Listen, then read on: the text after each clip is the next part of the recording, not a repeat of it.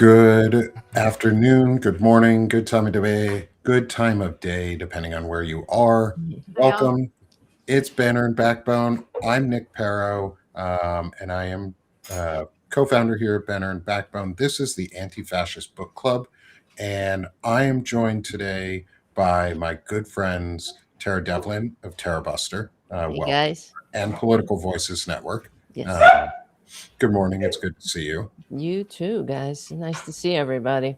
Next, we have our friend Stephanie Wilson, Doctor of History and uh, curator of Freedom Over Fascism and Better Humaning coaching. It's good to see you, Steph. How are you today? I am doing well. It's great to see everybody in these times. In these times, yeah, that's a good way to put it. And finally, joined by a new friend of ours. Thank you to Christopher Goldsmith for the introduction to Joe. Chris will be back with us again. He's got scheduling conflict due to some other stuff he's working on. Hey, that happens. But we got Joe today. So welcome, Joe. Joe is another veteran, a better humaning coach. Can you introduce yourself to everyone in the audience for us, so everyone gets to know you just a little bit? Yeah, sure. My name's Joe Plunzler. I'm a Marine Corps combat veteran. I got out in 2015 and started out in the infantry, and then ended up working in public relations, public affairs for the Marine Corps, and doing a deep dive into how propaganda works when I was in grad school. So, my introduction to tracking right-wing groups, fascist groups, goes all the way back to the first time I went up to a anti-Ku Klux Klan rally on my college town back in 1990, in the spring of 1990. So, Nice. That whole experience kind of taught me, you sometimes in your life you got to put your body physically where your values are and show up. Yep. And it started there and continued on, and kind of counterintuitively joined the Marine Corps officer program after that experience. But then, I really strongly believe that a standing army is the greatest threat to our liberty. That goes all the way back to our founders, and that the people in charge of our military need to be very clear-headed and wed to the Constitution so that it supports our rights, not takes away from them. So I think we're at a critical point in our nation's history right now, and I'm looking forward to the conversation. Yeah. So glad you're here with us, especially right now, because this is the Anti-Fascist Book Club for everybody. Welcome in the audience. Most of y'all know who and what we do.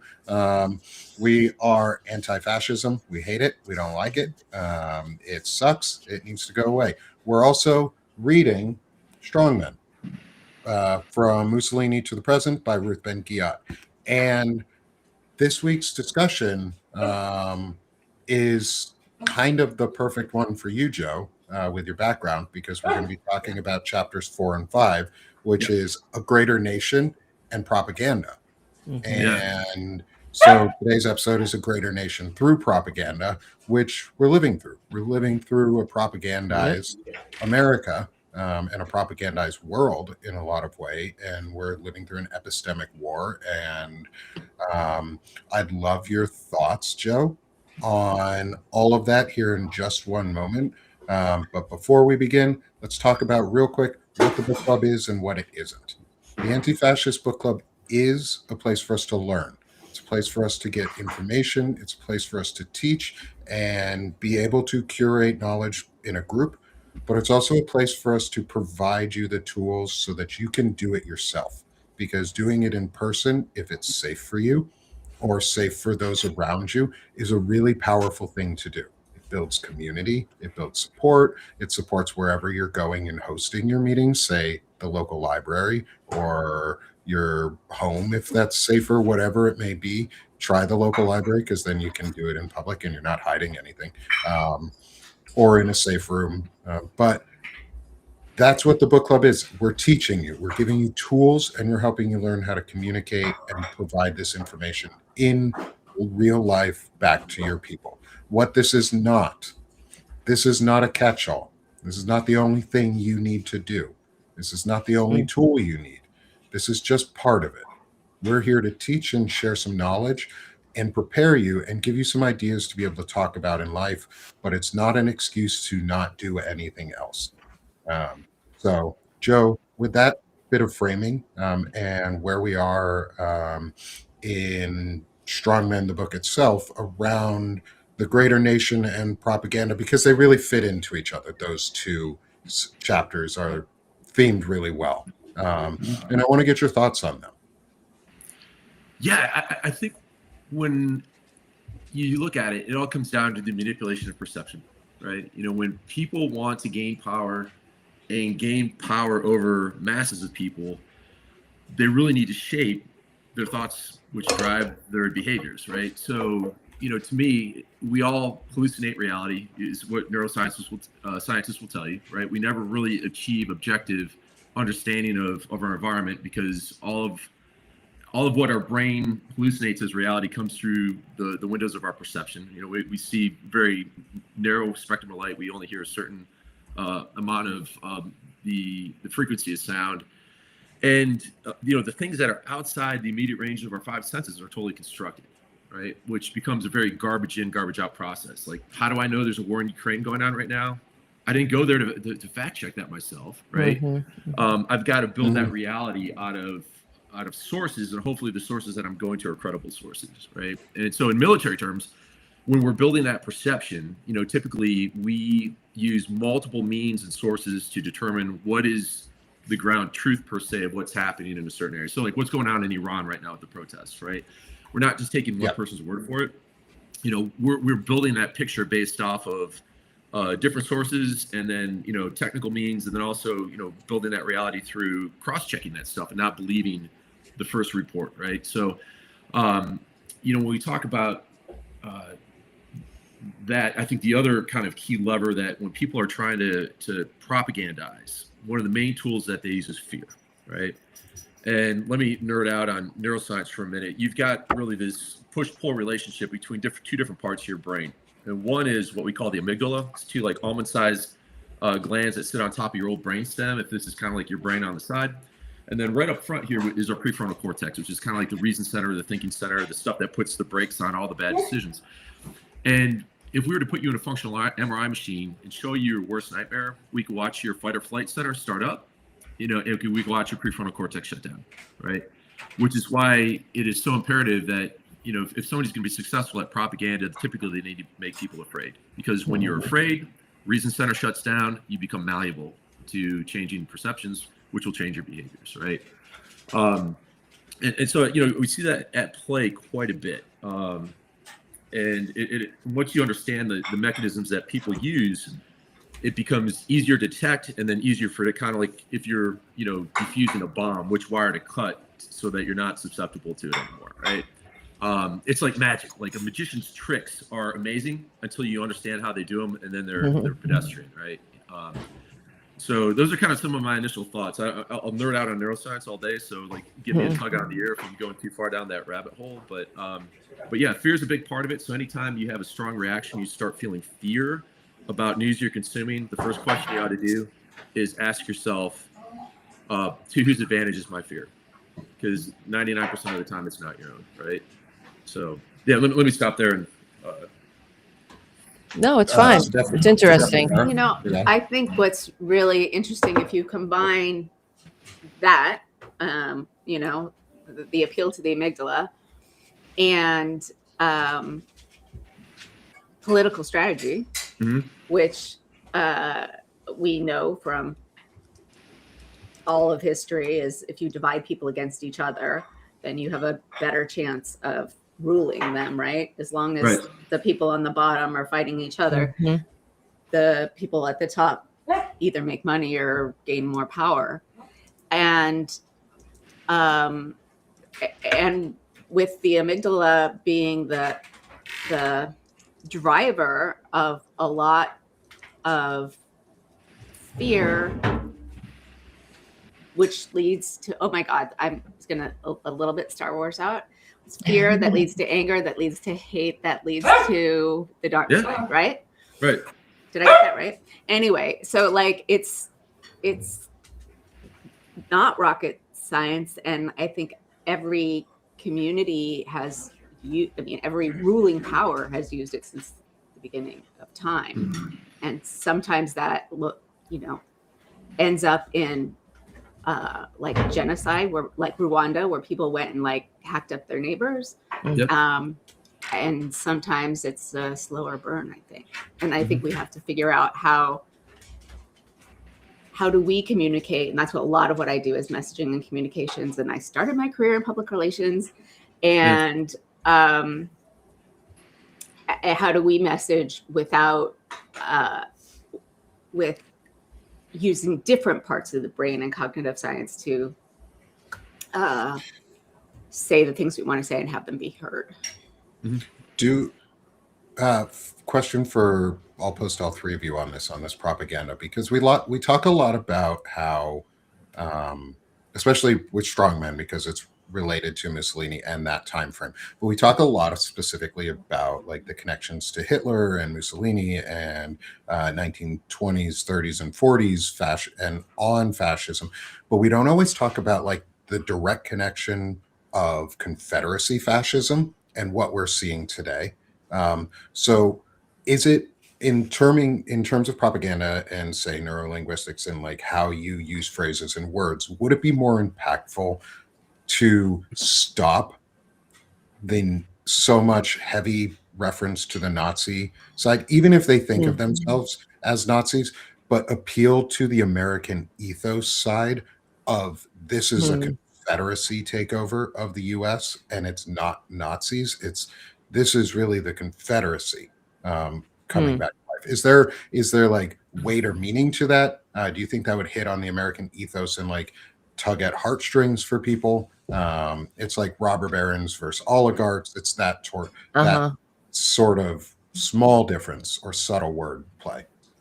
Well, I think that people, when it depends on the, like you're saying, conservatives or the Confederates, right? We want to, that there's not an immediate negative reaction to the Confederacy, I think. So I don't think it would be as if, I get it. So there was this whole thing in internet lore for years that said, oh, the first person who mentions Nazis loses the argument, right? Which I found so tedious and bullshit, because we have, I believe, a duty to learn from history, especially, we have people who survived the Nazis who are still amongst us. It's not like we've evolved past this. So we have to be hyper vigilant against it, I believe. But I think that we haven't been hard enough on the Confederates to negatively brand them, and I believe we should. They're traitors. They're not Confederates. They are traitors to the United States. The traitors lost, thankfully, and we were entirely too kind to them at the time, and in future generations, I believe. So we still haven't finished the work of Reconstruction because of that. So. I don't know. I believe we have a duty to to make these historical parallels. And I think that people have a more negative relation or reaction to Nazis. They don't want to be Nazis. They're always the bad guys. And, in the future, the ice people will be the bad guys in all the movies and all that. But I don't know. I don't know what everybody else thinks, but I would love to brand I keep saying conservatives, the Confederates, but they were the conservatives, right? As negatively as the Nazis, they should be, frankly, but I don't think we're there yet. Joe, how do you think? I always think when you're trying to mobilize people to think differently, right? The human brain actually goes to we they, right? It's our old caveman tribalist brain. Great survival strategy when you're hunter-gatherer, not so great when you're living in a complex modern world, right, with medieval institutions and nuclear weapons. Right. Yep.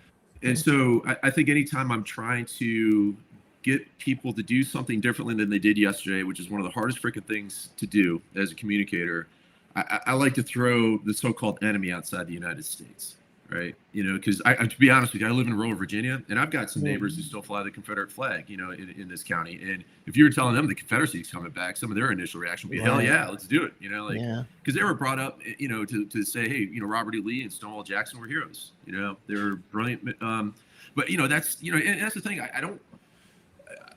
I fault them to the point of their own self-education, right? Like, because when you grow up in a household, no doubt that, if you grow up in India, you're probably going to believe in the Hindu religion. If you grow up in, Northwestern Ohio in a Roman Catholic house, you're going to think that's the truth, right? And until you walk around the world a little bit and understand things for yourself and challenge some of your previous beliefs and have the courage to do that, then you start to make sense of the world in your own right, right? So, I don't know, like what I like to do, if I was going to message that, would to have the they be outside the United States. Nobody likes the Nazis, at least no red-blooded American does, because Indiana Jones has taught us you always punch Nazis, right? And yes, and Captain America. Yeah, and Captain America. So I think for me, the real challenge today is to catch the people who voted for this clown in the last 2 elections who are now disaffected by it, right? It's a soybean farmer down the street, here who now doesn't have a market to sell because of tariffs from China, right? And they're, like all politics is local. People are looking after their own needs. And it's kind of like, okay, well, now do you see it? And now that you see it, what I don't want to do is shame you, right? Because when I do that, then you're going into fight or flight mode, and then you're lost. The trick is to be internally sanctimonious for 5 minutes and enjoy the feeling of the Schadenfreude, and then switch mode and be like, hey, listen, welcome to the party, brother, right? And like, now that you see this, let's find common cause, right? So yeah, right, yeah. I like that, Steph. The appeal to the emotional side. And that's the only thing. I mean, you don't convince people of anything unless you get them in their emotions. And as a so you want to get them in emotions. If you're talking to people who, back to the Confederacy, we did, as Tara said, a shit job of making them the bad guys. If anyone's read Heather Cox Richardson's How the South Won the Civil War, we allowed them not to be the bad guys. And that was through all sorts of things beyond the KKK. That was movies like Gone with the Wind and Birth of a Nation. So there's a lot of conditioning that a lot of people have. I think, and I agree, you don't want to shame them. And, if they're coming to the side, then you just have to welcome them. And that's where we pro-democracy people get sanctimonious. And we weren't with us from the beginning, so you're a piece of shit. But we don't want to say that, but we really think that. Other way I have heard people talk that I think is more useful for the African American community is that these guys are like slave patrols, who can go out and pull anyone off the street, do whatever they want with them, and it's okay. But it has to be both, because I think saying it's the slave patrols is not the Nazis. It's Nazis. It's not slave patrols. I think any historical cognate that we use that appeals to someone's emotions is more effective. Yeah, I was going to say, thank you for bringing that point up about the slave patrols. Is we can do both. We can walk, chew gum, and we can probably do a third thing too. We can probably talk while we're doing it and not fall over in a crisis. Like, we can say that they are slave patrols and they mirror Gestapo tactics of the SS and of Nazi Germany. We can do both. Like, I like that. I prefer that as the answer, because we really should. I think part of all of this, and this is my take on it, is we have to break the propaganda, because the one thing we haven't solved in America is white supremacy. We have not broken that mythos. And to do that, we actually have to confront the Confederacy. And I think tying the Confederacy to Nazism would make a difference. I think tying them into the same breath would add a ownership and a weight to it, because we are appealing to different communities. I'm not saying just to the white community in this. I'm saying, like you just said, Steph, the black community is going to respond very differently when someone says this is a slave patrol than, say, a white Virginian or a white Alabamian might, or even a white person in Idaho who lives in one of the enclaves of the Christ Kirk churches. Like, but if we can appeal to multiple audiences at the same time with the same message without pandering, and I think that's the difference. Is what we're saying isn't a pandering message. These are bad. That's one of the important things that autocrats try to do is rewrite history, right? Oh yeah. And I don't know, like growing up in Northwest Ohio, I was taught a very simple version of the Civil War. It was like North good, bad, South bad, North wins. When, what really opened my eyes, I went down to Natchez, Mississippi with my wife, it must have been like 2013, 2014 timeframe, and went to the Museum of African American History and bumped into the director down there, a guy named Daryl White. And 4 hours later, we ended up walking out, from this amazing conversation that we never intended to have. But he built a picture about like how he said people thought Natchez was a northern town because there were so many people from the north living here before the Civil War.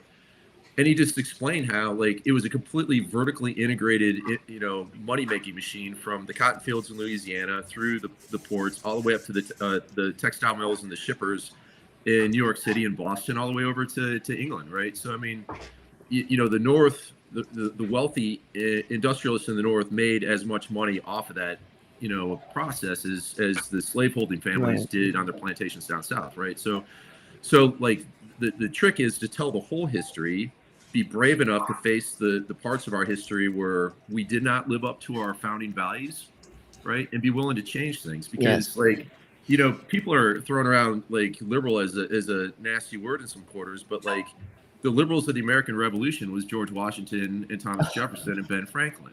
Hello. Right? Yep. So it was the conservatives of the time that wanted us to stay tied to King George III, right? And so it's just kind of like in today's age, the folks want to go back to some rosy-colored yesteryear, and I was like, rosy for who, right? Sure, it wasn't rosy for working people. Sure, it wasn't rosy for minorities. And I think to Tara's point, or I don't know if Stephanie made it earlier, this K-shaped economy where, the great bamboozlement is to get, half of the poor fighting the other half of the poor so that the rich can make out. And I'm loving watching people wake up to the fact that they, like the rural worker and the worker in the city have more in common economically, and they're being told by people who want to gain power from their division that they need to fight each other, right? Because of all these, bullshit social issues. And it's just like, no, like the real fight is up versus down, not left versus right, so when you really look at it. So, that's why I want to see a big return of labor unions, like the whole thing. So, right. Since we're so close to Martin Luther King's birthday, which I think was yesterday, he made that connection with the poor people's, I don't remember, the poor people's cooperative, I don't remember. Solidarity. Solidarity. And the ruling classes or the ruling folks really recognized what a problem that was for them. Because when you get the poor whites and the poor blacks together and not fighting each other, then you have much more of a chance to overthrow the status quo. And then one other thing I want to mention. So, oh my God, I am old, so this does make sense. I have done a lot of things, but my dissertation was the history of a museum, and in museums, there is a very particular narrative that is taught, which reflects the values of the people who build it. And so when you go to museums, one, it's really important to have a lot of different kinds, but to recognize that you are being told a story, and decide whether that's or know whether it's reflective of history, because objective historical truth is a little bit of a dicey subject. Right. Sorry. For sure. Well, and it also builds on like looking at from what Ruth Ben-Ghiat writes in Strongmen is that like the lensing of like 3 different types of time periods, or like time consolidation, so that time becomes meaningless. Because if you notice, the second Donald Trump became president, time became fucking meaningless again. Everybody was like, shit, we are standing still. Like, we are stuck now back on the first day he won. Like, we have gone back. Like, and time stands still because they have this, like, they want to build this utopia of like tech cities and crypto fascist freedom cities, and Greenland is part of the US, and all of the Western hemisphere, all of the Americas are part of the US under one conglomerate nation of corporate greed and might. Like, that's what they think is like a utopia, where they get this tech utopia, but it's only 1/3 of the US population because Curtis Yarvin's nuts and folks like that are crazy as shit. But it's also that like we talked about, is the nostalgia of the past. And part of it is I think we have to break that nostalgia. And that's what part of what I'm trying to do is break the nostalgia of white supremacy and the nostalgia of the Confederacy, because it has to be tied to the evil that it actually was, because the US inspired fascism. Nazis learned from the KKK, learned from the Confederacy. Mitch McConnell is the child of slave owners. Like, we still have folks who are very like closely tied to slavery in this country, and we don't ever fucking talk about it because they've nostalgized all of this, and they make that 1950s mythos of the pretty housewife who's super meek and ready to serve, but underneath she's going to stab her husband because she's taking drugs so she doesn't die. And the suicide or the family destruction rate in the 50s was huge because people were miserable.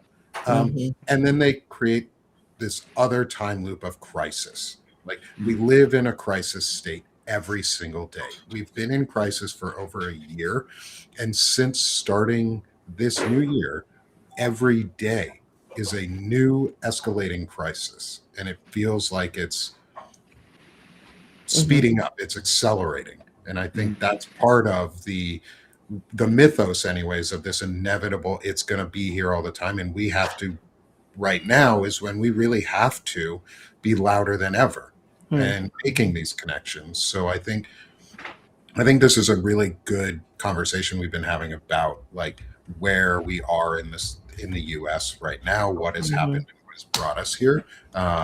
Is maybe pose a question on action for us for this second half of our discussion is, where do we go forward? How do we break propaganda, and where do we go forward so that it doesn't become a hot civil war? Because we're already there. I'm sorry. We're already in a civil war in many ways. Like, when we look at this in history, it's going to probably be written, Civil War started, Donald Trump got elected, Civil War started. Like, well, it's because of propaganda. We're in this boat because we have allowed the propaganda to permeate this country. Since the Telecommunications Act of '96, when they deregulated the media, and then now we have these silos of information where people are getting their news from propaganda outlets that literally make its viewers less informed than those who watch no news at all, and then was hit with the largest judgment against the media company. I'm talking about Fox News, for lying to its viewers. And we don't, that should be unacceptable. And because the only profession enshrined in the Constitution is necessary for a functioning democratic republic are the press. So, and they're absolutely under attack. And so and it goes back, everything that we're talking about. I love what you said, Joe, about patriotism, because I've been screaming about this for years, to reclaim patriotism. And I was really heartened to hear Maxwell Frost. He gave a speech in Minneapolis, and he said exactly what I've been saying forever, that patriotism is not eagles and stars. It's caring about your fellow American. It's standing up for each other and leaving no one behind. And we need to have that complete that paradigm shift that, from drinking liberal tears to e pluribus unum, we're in this together. And they have going back to the 1600s when the indentured servants, in that brief period of history, the indentured servants, the poor whites, and the enslaved Africans briefly got together and rebelled against the colonial elite. And that's when that terrified the lords. So how many people know about it now? Right. Not They very don't. many. It's not taught. It's been suppressed. Exactly. Purposely not taught. Right. It's kind of like, and they've been using the same divide and conquer strat. And that's really when we started having a system of racially based slavery. So that would be another big distinction that they, another difference, a distinction without a difference that they could exploit, and they did. So as long as the poor whites were just a little bit higher above the enslaved, then they could keep them under control with propaganda, with and the policies, and it's the same shit all the time. When they started the labor movement, they divided people along racial lines. You don't want to call some N-word your brother. That was the propaganda. They would, and people fell for it, of course, and they still do. So, we have to reclaim, we're in this together. This is a multiracial liberal democracy, and we have to, that's what makes America great. Not that, we have some billionaires that, that's what they have changed the American dream from, we can have a decent life. Freedom means being able to go to a doctor or, retire in security and all. But they've changed that to, you can be a billionaire. And that's the American dream now? No, I don't think so. But we have to reclaim that, I think, through propaganda. So, yeah. Freedom is slavery. War is peace. Not, or what is the last one? Ignorance is knowledge is ignorance, or ignorance is something. I forget the last line. I think it's. Are you talking about the song or? No, from 1984, George Orwell. Oh. Yeah. I've got a good local example if you're interested. Yeah, does absolutely. Book, since this is the book club. Yeah, so when we moved out to our town, we live in a rural county in Virginia. We saw an article in the Washington Post about like this library that was under attack by book banners, and after I read through the article, I was like, holy shit, that's our library, right? It's been around since like the late 1700s. Was operated as a PPV with the county, so it had its own 501c3 board for the library. The C3 owned the books. They raised 30% of the operating costs of the library every year. And had countless volunteer hours, like hundreds and hundreds or thousands of volunteer hours per year. So it was economically in the best interest of the county to maintain this PPV, until some very right-wing conservative folks of a specified religion, which really isn't important to the story, were objecting to the LGBTQ books in the library. So the library is like, okay, well, let's hear your concerns. Let's make a few changes. Let's pull them out of the children's section, have a young adult section. And hey, be a parent. Like, if you don't want your kids to read certain books, we respect that right. Just let us know. And, we'll make sure that they have parental permission before they can check these books out. Fine, no problem, right? Wasn't good enough, right? So they cowed, 4 of the county board of supervisors into backing, their play. And advancing this bullshit far right ideology within county government, which shouldn't be political at all, right? And so it got so toxic, and people started speaking up. And there was a session last November or December where 3-hour public comment session. 95% of the people that were rolling in there were speaking in support of the library, 5% against, and they voted against the will of the people anyway. And so we were just like, well, shit, what are we going to do about this? How do we get them out of office? And the local Dems, who are like 30% of the electorate out here, were like, we're never going to win an election outright. But if we swing 30% of the vote for a centrist Republican candidate, that's going to make the difference. And they did that last June in the primary and beat the shit out of 2 of the incumbents by 20 percentage points each. So I'm pleased to say we have a library or a county board of supervisors that was 4-1 against the library to 3-2 in support of the library this January when they seated the new board of supervisors. And it was what got to the point was like people were so tired of the bullshit. And they found language to speak to the people right of center. It was like, hey, this is government overreach. Do you really want some government bureaucrat telling you what you can and can't read in the library that you pay with your tax dollars, right? And so it can be done, right? Where people are exhausted by the bullshit, fight for the common ground, fight for the center, Right. And it's been done. That has been lots of communities have succeeded with the library. Yep. It's bigger than that. But Nick, you were about to say something.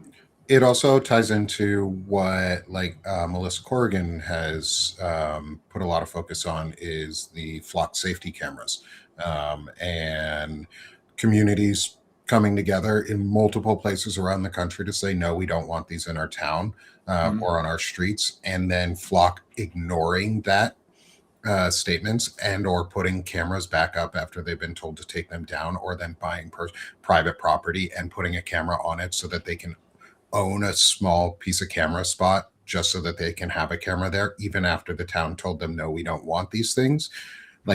That's where local action is really powerful, is because you make a statement and you change policy. Like, if you don't want flock safety cameras in your town, you can go to your local county board meeting or and just go, hey, when was this approved?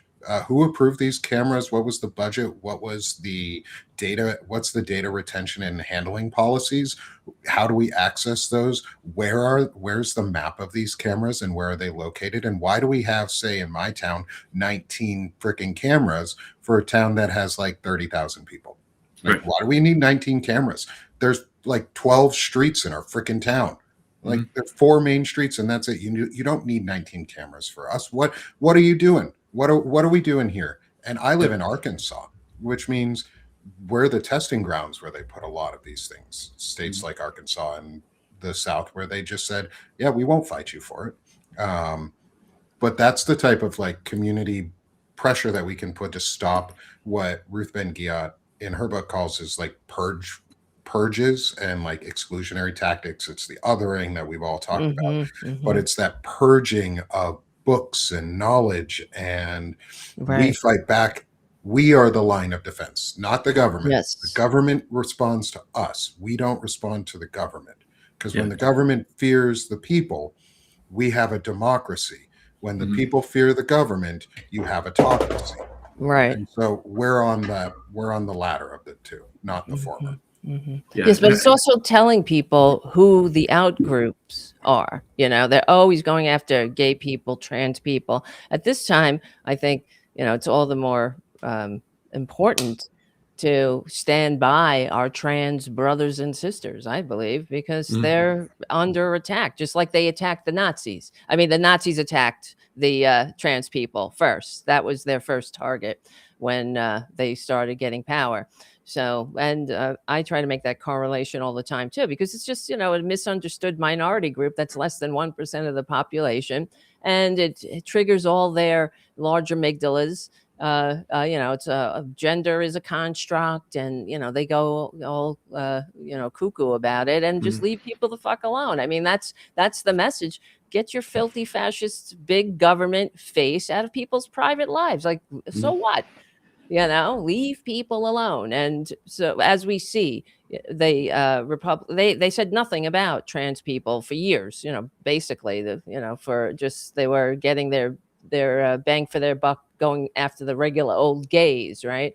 And then that stopped having an effect as much as they like. So because people, gay people were just integrated into life, and they were less demonized. It was less, because, and this is all related to propaganda, because that's how they could get away with it through propaganda.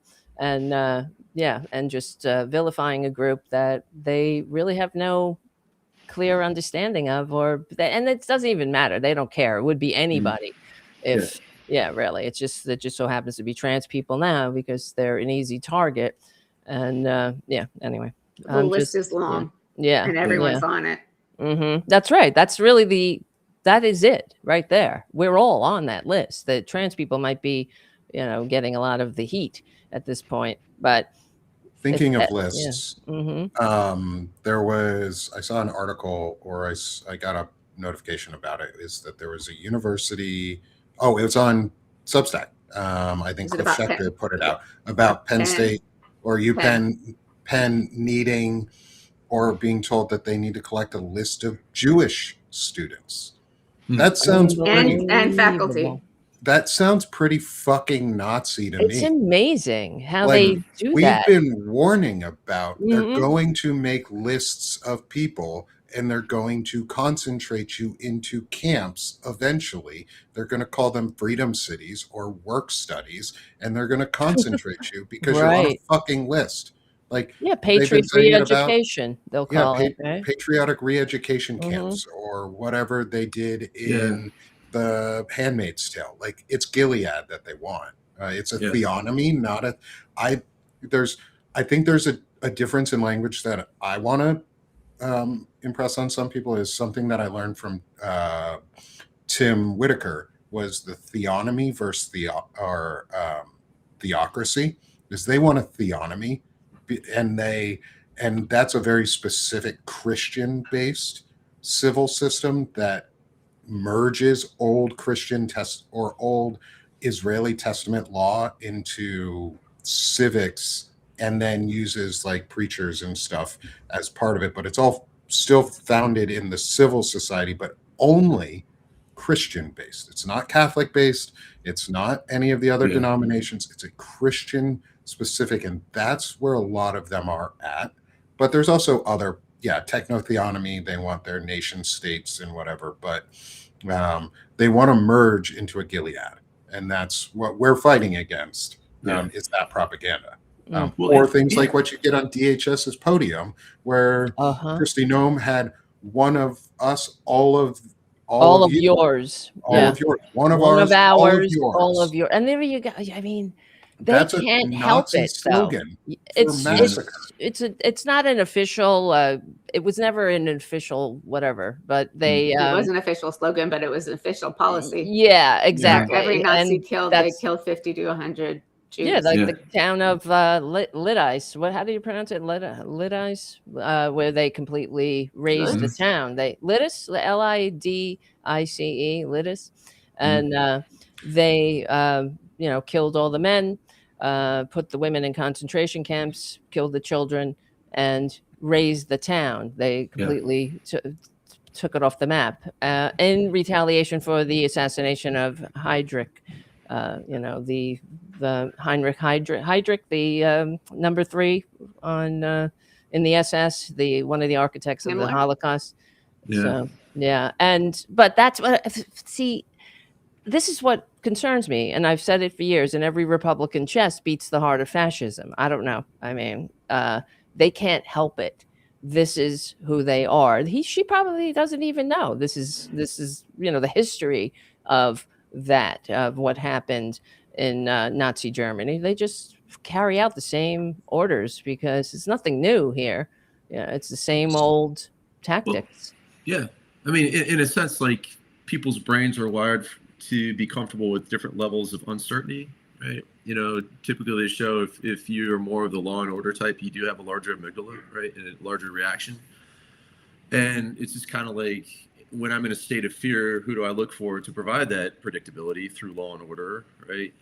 The state. And, it also runs counter to the history of this country and allegedly what it was founded on, or is sought to be, as its initial ideals, was as much freedom from religion as freedom of religion, right? Because, people coming to this country were fleeing bloody religious wars in Europe with Protestants and Catholics who allegedly believe in the same God, slaughtering each other by the thousands or millions.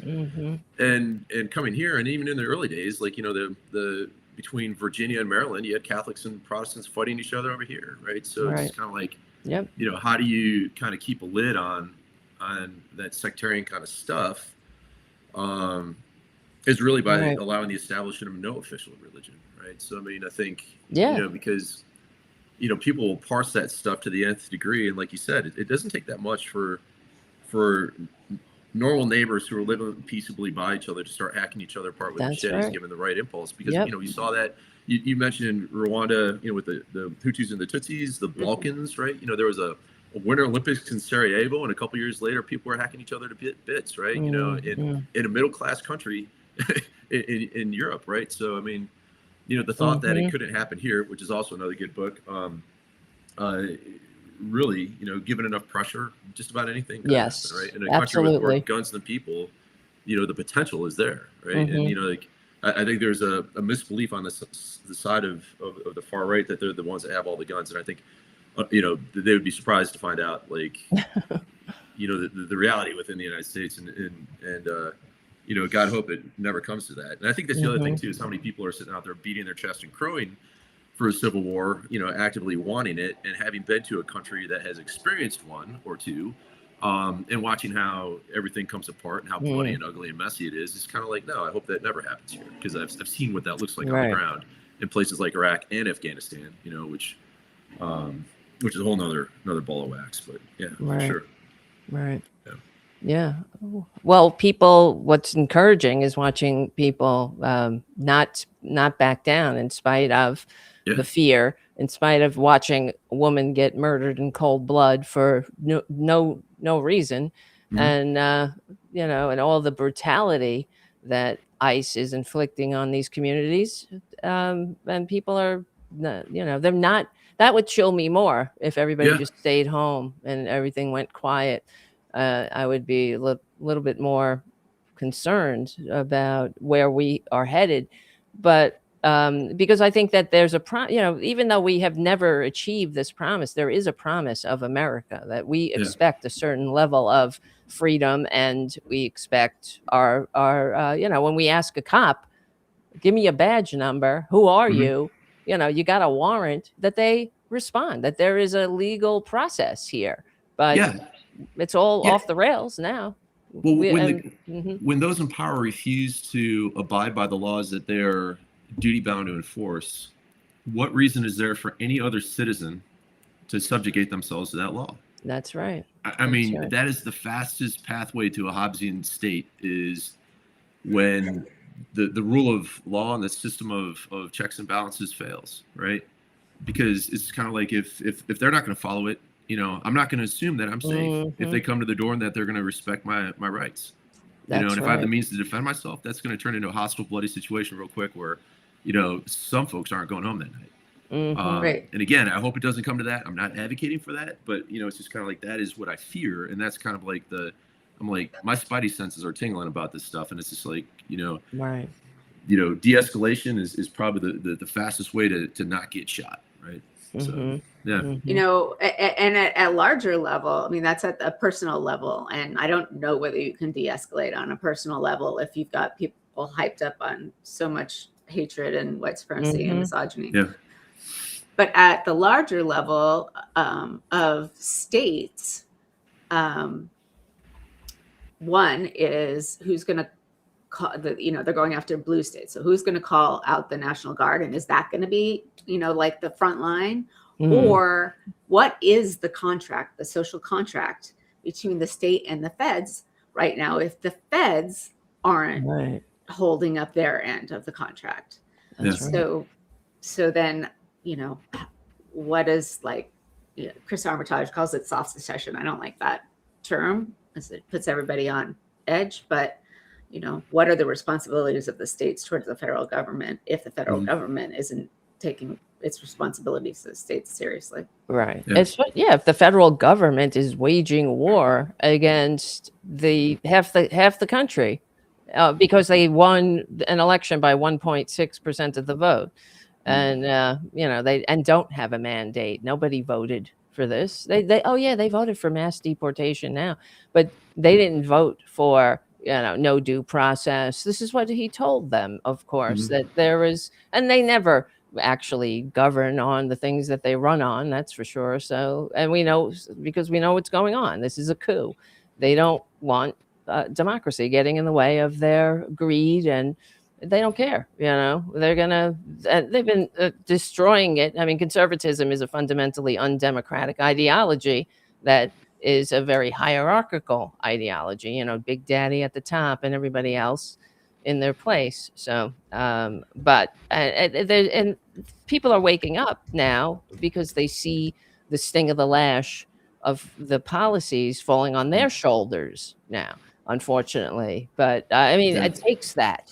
So Unfortunately, with the escalating tensions and the acceleration of escalating tensions from the feds towards everybody else, right? There's a lot of people who are very concerned about a very sharp spike in violence and what it would mean if, say, a governor were to call the National Guard up and say Governor Walz decides to call the Minnesota National Guard and says, "Hey, everybody come out.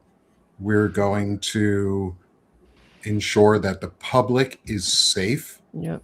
And it's all framed at public safety. And it's because that's what it has to be. It has to be safety for the public. That's what the Guard is for.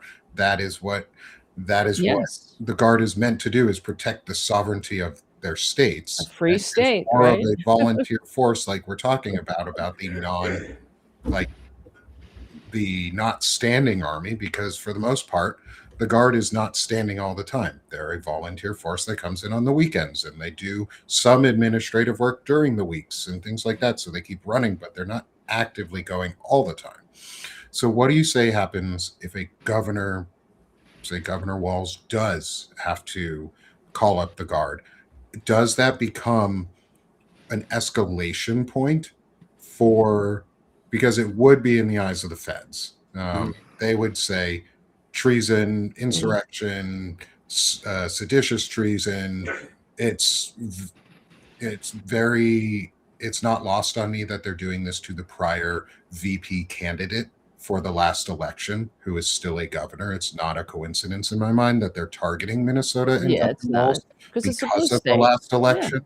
And Ilhan Omar too. It's her district. Yeah. And so, Joe, what are your thoughts on, and Steph and Tara too, what are your thoughts on what happens when that happens? Because there's a lot of fear around what might come next. And I don't like sugarcoating things, but I also don't want to fear and rage bait and make people more afraid. I want to give people tools so that they can be prepared.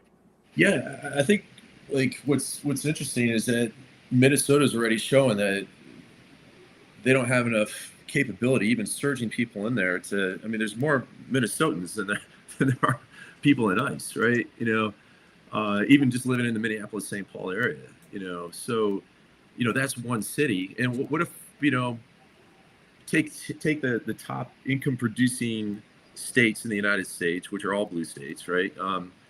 And what if all their governors would be doing the same thing at the same time? Mm-hmm. Then what, right? When, the Big Ten colleges said, hey, attack on one is attack on all of us, and we'll provide mutual aid to the rest, to whoever's being targeted through academia. Okay. It's the same thing. It's kind of it's not just one incident acting in isolation, because there's only, with active duty Guard and reserves, there's 2.2 million total people in our military, many of whom are deployed around the world. So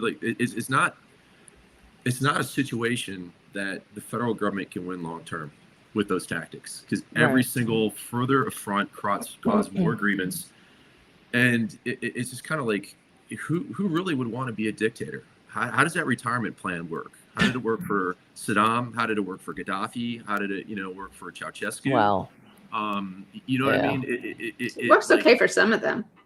In the short term, but in the long term, not so good. Yeah, well, Trump does. I mean, he's 80 years old. I mean, that's why I'm baffled. He's mentally ill, of course. Well, it's not never Trump enough anymore. money. It's all of it's all of them. It's Stephen Miller.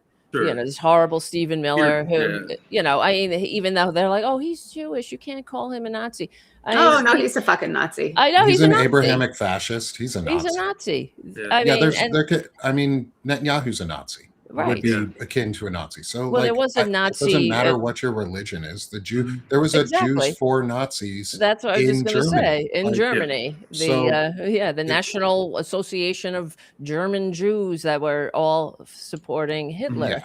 And I mean, another thing to keep in mind is that, you know, we haven't had large scale kind of like violent outbreaks in the United States for a long time. You know, if you go back to, like, you know, when it seems like the arc of history is like the uber wealthy take and they take again and they take again and they take again and they take again, and also they reach a point where they're taking too much, right? And then working people are like, nope, this is bullshit. Like, we want some of the cream too. And then bricks start flying through bank windows. You have factory strikes, all this other stuff, mine strikes. You know, like you had at Paint Creek and Mattawan and you know, Blair Mountain, and all of a sudden this big thing happens, right? Where it turns violent, and workers were clashing with Pinkertons or federal, you know, the National Guard or whoever was called out to put down the strike. And then that got reported, and public opinion started to change. But that was slow because we only had newspapers, you know, we had radio, you know, starting in the early, you know, you had a few handful of TV stations, but now you have everyone with a freaking cell phone, right? Which is both good and bad, right? But the good part is, like, you have multiple, like, for instance, in the shooting in the critical 6 seconds, as it's being called in Minneapolis, right, where Renee Good was shot. You had one story coming from Christine Ohm, another one coming from, you know, from the president, kind of closely aligned. And now that the New York Times was able to sync up so many different camera angles on that thing and show in real time where he was, he didn't get hit by the car. He put his hand with the cell phone out on the car. The wheels were turned in a different direction, and he made the decision to kill this woman. Right. And he chased her down and shot her 2 times as she was. It was that wouldn't have happened before this. You know what I mean? We wouldn't have the capability, and it would give greater power to the, you know, the powers that be, to limit that knowledge. So gatekeeping has been diminished greatly. The problem is that misinformation can also travel as fast. Right? But I mean, you know, it's like, you know, I think about, you know, the labor wars that happened even in my hometown in Toledo, Ohio, where, you know, rich factory owners were squeezing the workers, and they just had enough, and they just started, you know, like, we're communicating with you and expressing our displeasure. You are not changing your behavior, and now we're going to communicate through other means. And it's just kind of like all of that could have been avoided if they just gave workers another $1 an hour. You know what I mean?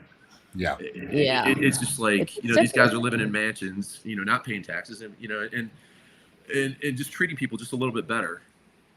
Yeah, you know, I don't know. I don't get it either. I don't understand. It's just, it's like a mental illness. It's greed, and that we have to categorize it as such. Just like you would say to somebody who's hoarding newspapers or cats or something that they have a mental illness. I mean, how much money do you need? There should be no billionaires. That's a disease. That's disgusting. It's all of us. But then you get, you know, what really drives me crazy is people who contact me on my show or whatever. They're like, you know, praising the billionaires. Like, I have a good job because of a billionaire or whatever. But they're not putting it together. It's you know, you could still have a good job, but we don't. Why do we need billionaires? Like one dude. I mean, haven't you seen you know, the Marvel super villain movies enough? Like, you know what I mean? That's what Elon Musk reminds me of, and trying to and the only reason they have this money, they're buying politicians, corrupting government, and ensuring that we don't have the means to do anything about it. So that's why you don't have health care. That's why, you know, you can't afford your retirement. I just read this social media post, and I was doing a thing about it, writing an article on it. This woman who,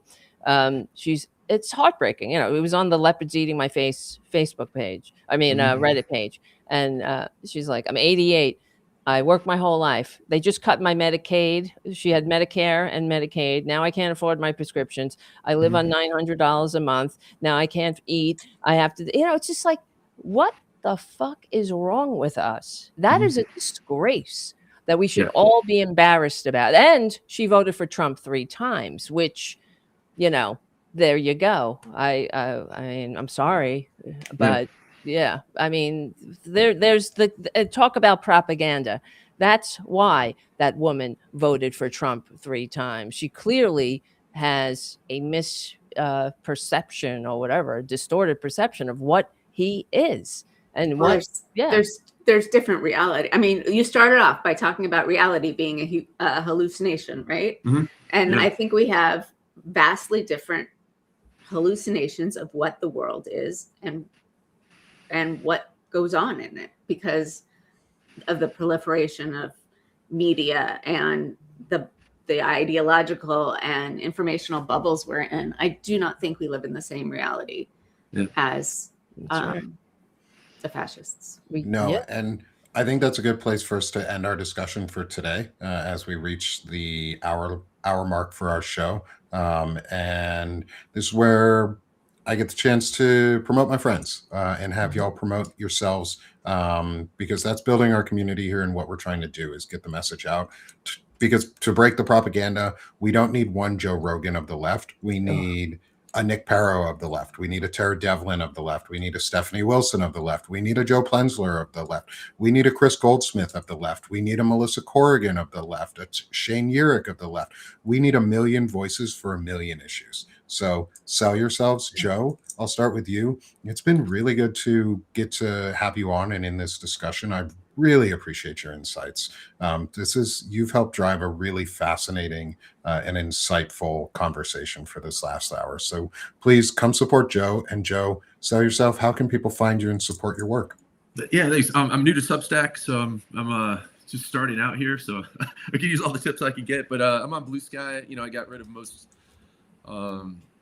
mainstream meta-oriented social media just because I couldn't stand what was going on over there anymore. And I'm not on Twitter either. So you'll find me on Blue Sky at Saint Terrificus, which there's one other joke behind that name, or on Substack. Yeah. Awesome. Thanks, Joe. Oh, awesome. We have two QR scans. So thank you to whoever scanned the QR for us for Joe. Subscribe to him if you're on Substack. Hit that top right corner or top left corner where all the names are, and you can subscribe to everyone for free. And it's a great way to support. So Joe, thanks for coming on, and I'm looking forward to seeing you again here at the end of the month for another discussion on Window of Discussion and getting your thoughts there. This has been really awesome. Hopefully we'll have you back again. There's an open invite every Friday if you want to join. So feel free and welcome. And we got another. This is so much fun. I can't believe an hour's over already. I know, right? Went fast. Yeah, that's the best part. That's how you know it's been a good conversation. As you look up and it's 55 minutes into the show, and you're like, "Shit, we got to end it." And then next we have return host, good friend, Dr. Stephanie Wilson. Freedom Over Fascism and her B Cognition Labs, Better Humaning. Steph, sell yourself, my friend. So I have Freedom Over Fascism, and I have a live conversation on Tuesdays and Wednesdays at 1. This coming week, I am talking to Amanda Littman, who is the founder of Run for Something, and William Finnegan, who is Borderless Living on Substack, but he was a very high-ranking civilian, I think, official in DOD. And so he thinks in terms of systems. So we're going to talk about systems. And I'm on the chronic illness on Monday at 11. You can find me here. And what Nick referred to is I do human-centered leadership growth classes and coaching. I do career coaching and chronic, oh my God, there's a lot of C's, chronic illness coaching as well. So I hope to see you soon. And so if you could subscribe, that would be awesome. Paid is better, but free is okay too. Thanks. Thanks, Steph. I appreciate it, and so glad to have you with us. I love your insights throughout the show, as always, in all these discussions. Next, good friend Tara Devlin, Tarabuster, and being unapologetic as she always is. Yes. Sell yourself, my friend. We've had so many QR scans today. Thank you to everyone in the audience who's scanning QR codes. Yes. We've had 6 so far between all of the hosts thus far. So great. Thank you all. Thank you. Tara, sell yourself, my friend. Yeah. I don't know. It's hard when you say that. I get all like, what do I say? Yeah, just if you can follow my Substack. I know you can. I know you can do it. Please do. It takes just a minute, and because I got to get those numbers up. I'm generally writing only on Substack now, because everywhere else is a cesspool. And so you could find out, when the show goes live. I do a show live on Tuesdays and Fridays at Tuesdays at 2 p.m. on the Political Voices Network, and Fridays 8:30 p.m. tonight. We'll have a show. And yeah, it's pretty cool. On Fridays, it's kind of loose, and we hang out and, talk, and we go through the news, and through an unapologetically liberal lens. And for long-term viewers and listeners like Jim, I see Jim on my chat over here on YouTube. Thank you, Jim. Nice to see you. And we've been ahead of the curve, I have to say, because we're the ones who've been railing about patriotism, reclaiming patriotism, talking about, getting the message back, reclaiming it from the right wingers who really, it seems to me, lack the fundamental maturity to function in the free democratic society that they can only pretend to love. So, well, I mean, know them by their fruits, guys, right? So, yeah. All right. Pay attention to what they Thank do, you. not just what they say. Not what they say. Exactly. Thanks, Tara. Thank you. We've had so We've many got a QR lot of scans scans. today. Wow. Shit. Oh, thank you. Y'all are awesome. Thank you so much. It's been a great show and very nice. It has. Conversation. So we need it. myself here. Quick. Oh no. Uh-oh. He's breaking up. All right. Nick has. I know. As soon as he's doing his promotion, you're breaking up, Nick. So he has Sick of the Shit publications, and stop me when you come back, Nick. Am I back? You're back now. I think you're back. Yes. I'm back. I think I figured it out. I was trying to do too much on my computer at once. I've got Sick of the Shit publications where I do chronic illness discussions, men's health and men's intelligent masculinity discussion, helping bring us towards a better, more positive humaning experience. It's a lot of better humaning, but I focus on men because that's my lane, because I know men well. I am one, and I've had some experience in this, and there's a great conversation we've been having on intelligent masculinity and what it means to be a man. And Joe, I would love to get you on for one of those discussions, and your experiences with masculinity and how you've come to where you are in your life. So come join me for that on Sick of the Shit. And then finally, support the network, support Banner and Backbone. This is where we bring everything together. This is how we're still working on and very, very close to some very cool calendar tooling. I've been stress testing a tool for a community calendar that will help us deconflict across all of our Substack platforms for show timing, allow people to have easy access to the links for all of our shows, know who's guests, so that you can easily plan events and see all of your favorite and best content creators that you really love and enjoy in the work that they do. And so that we don't overlap each other unless we need to. So we can, like I said, 1 million issues for 1 million voices. So we may as well support as many as we can. Yes. So come support Banner and Backbone and help us build that and build this platform so we can add those tools and get stuff out for everyone. And once this show is over, about 15, 20 minutes from now, you'll start seeing shorts and clips coming out on TikTok, on YouTube, and Facebook. Banner and Backbone has expanded into some additional platforms. I don't like Meta very much, but we expanded on there because if we can get the information there, that's where they live, and they may as well know it. I will not go on to Twitter because I do not like that Nazi. So it's the worst. It really is. Yeah. We punch up. Yeah. And we punch up here on Banner and Backbone. We don't punch down. We punch up, and we punch up hard. And we know what we're doing. We have vaginal fortitude, and we hit the testicles where they matter. That's right. You'll know, Chris, I play on that is because women are way stronger. There's a great Betty White quote about that. Yeah. I won't say it. We won't ruin the book club with the other quote that I might say. But thank you, everyone, for joining us here today on Banner and Backbone's Anti-Fascist Book Club. This has been an incredible discussion with me. I'm Nick Paro, Tara Devlin, Stephanie Wilson, and Joe Plensler. And we hope to see you all next week again here at 12:30 Eastern Time for our next continued discussion into Ruth Ben Ghiat's Strongmen. Have a great afternoon, everyone, and we'll see y'all next week.